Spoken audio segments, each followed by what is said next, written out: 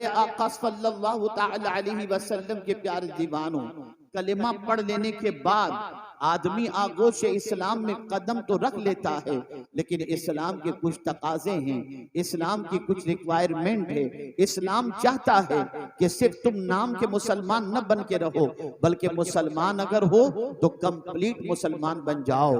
अल्लाह अज़्ज़ व जल्ल ने फरमाया, या अय्युहल्लज़ीना आमनु दुखुलू फिस्सिल्मि काफ़ा, ऐ ईमान वालो इस्लाम में पूरे पूरे दाखिल हो जाओ। जाहिर सी बात है, आप कलेमा पढ़कर मुसलमान हो चुके, आपको फायदा हुआ, लेकिन इस्लाम ये चाहता है कि आपकी जात नफा बख्श हो। इस्लाम ये चाहता है कि जिस मजहब के मानने वाले हो उस मजहब का हुस्न आपकी जबान से, आपके किरदार से छलकता हुआ दिखाई देना चाहिए। ये नहीं कि आप मुसलमान तो कहला रहे हैं लेकिन किरदार जाहिलाना आपका हो, अंदाज बिल्कुल बेवकूफ वाला हो, जिंदगी आपकी आवारगी की दहलीज पर पहुंची हुई हो।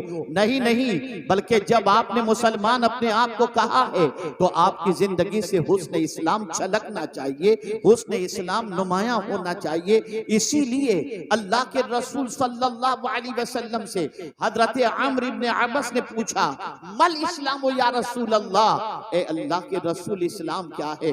अब जो इस्लाम हुजूर ने बताया, इतना बड़ा मजमा यहाँ पर मौजूद है, पूरी दुनिया के अंदर बड़ी आबादी मुसलमानों की मौजूद है, मुल्क के अंदर बेशुमार मुसलमान मौजूद हैं। मैं चाहता हूं कि उन मुसलमानों की जिंदगी में वो इस्लाम जो पैगंबर रहमत ने बताया, उस इस्लाम को तलाश करो। तो मैं यकीन के साथ कह सकता हूं, उस इस्लाम को जब हम मुसलमानों की जिंदगी में तलाश करेंगे तो दूर तक वो इस्लाम नजर आता दिखाई नहीं देगा। आप सोचते होंगे वो इस्लाम कौन सा है? जब पैगंबर रहमत सल्लल्लाहु अलैहि वसल्लम से पूछा गया, मल इस्लाम या रसूल अल्लाह, ए अल्लाह के रसूल इस्लाम क्या है? तो मेरे आका सल्लल्लाहु अलैहि वसल्लम ने फरमाया, तीबुल कलाम, पाकीज़ा बात करना, पाकीज़ा बात करना ये इस्लाम है। तुम अगर पाक इस्लाम कबूल कर चुके हो तो सिर्फ तुम्हारा बदन पाक नहीं होना चाहिए, तुम्हारा वजूद पाक नहीं होना चाहिए, जहां नमाज पढ़ते हो वो जगह ही सिर्फ पाक नहीं होनी चाहिए, तुम्हारी जबान भी पाक और जबान से निकलने वाला जुमला भी पाक होना चाहिए। तीबुल कलाम, एक मुसलमान जब जबान खोले तो उसकी जबान से निकलने वाले कलेमात पाकीज़ा हों।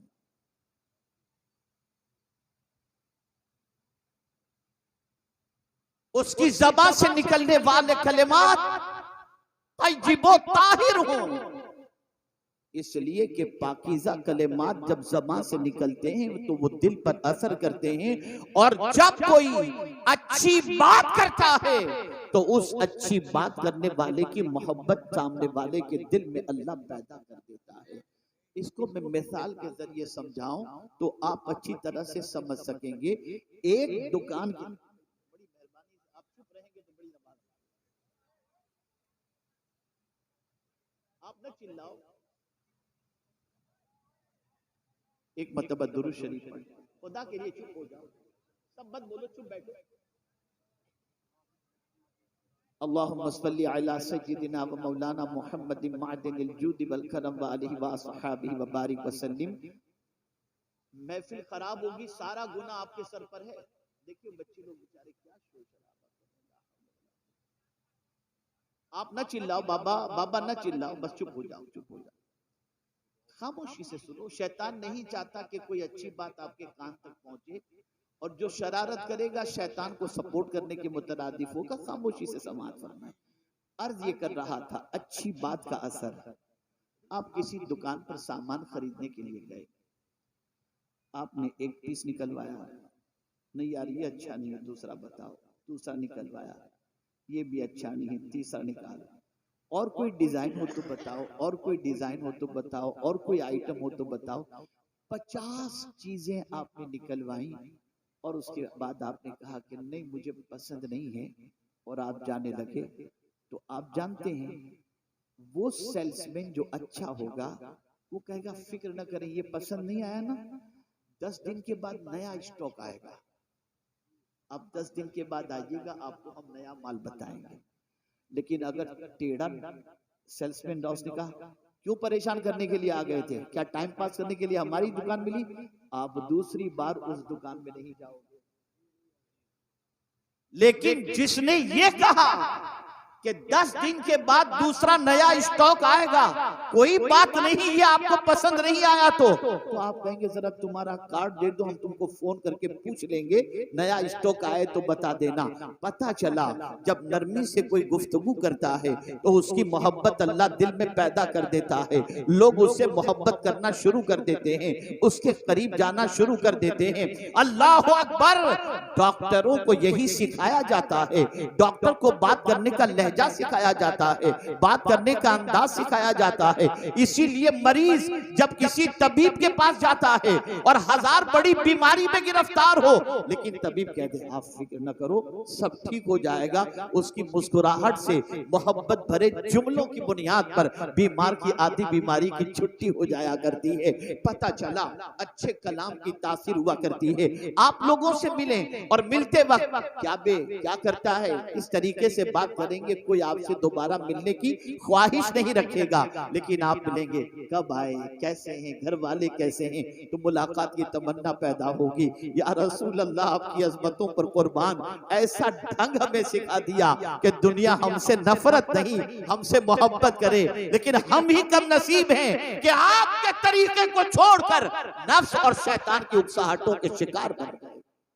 आज हमारे लबो लहजे को देख लीजिए, हमारे बात करने के अंदाज को देख लीजिए, हमारी कौम तो पहचानी ही जाती है मां बहन की गालियों से। बात करने की तमीज नहीं, बात करने का लहजा नहीं, बात करने का अंदाज नहीं, बात करने का सलीका नहीं, कोई चीज भी नहीं।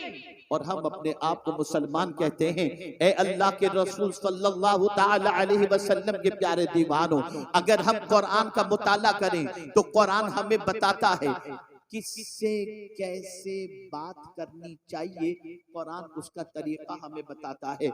आइए सबसे पहले जनरल इंसानों से बात करने के हवाले से कुरान क्या कहता है, तो कुरान कहता है वक़ूलू लिन्नास हुस्ना, लोगों से अच्छी बात कहो। अल्लाह अकबर। जब भी बात करो तो अच्छी तरीके से बात करो, जब भी बात करो तो अच्छे अल्फाज इस्तेमाल किया करो, अच्छे लफ्जों का इंतखाब किया करो। लोग कहते हैं लफ्जों का क्या, जो चाहो बोल दो। नहीं नहीं, लफ्जों की ताकत होती है, लफ्जों की कुव्वत होती है, अल्फाज बड़े मानी रखते हैं, अल्फाज की बड़ी ताकत होती है। मेरे प्यारे आका सल्लल्लाहु अलैहि वसल्लम के प्यारे दीवानों, कुफ्र की वादियों के अंदर पूरी जिंदगी गुजारने वाला शख्स अगर जिंदगी की आखिरी सांस के वक्त कलिमा तैयबा पढ़ ले, एक कलिमे की बुनियाद पर जिंदगी के कुफ्र के सारे गुनाह अल्लाह माफ फरमा देता है और वो जन्नत का हकदार बन जाता है।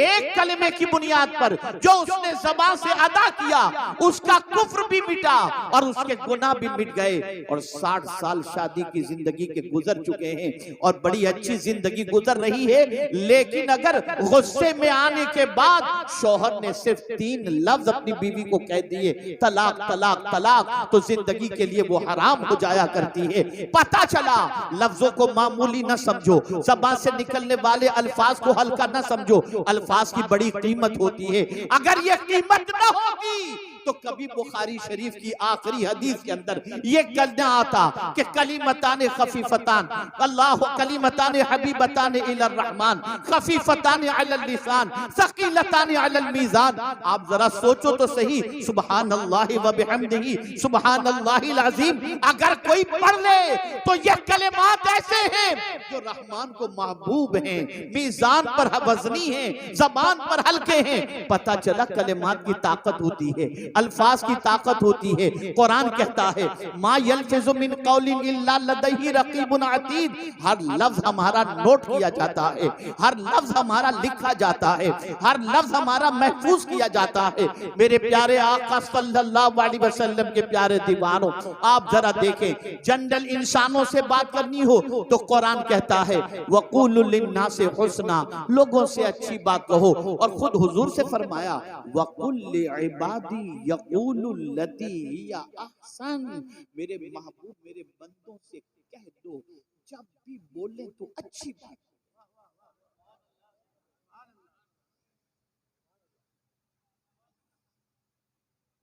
जब भी बोले अच्छी बात। अल्लाहु अकबर।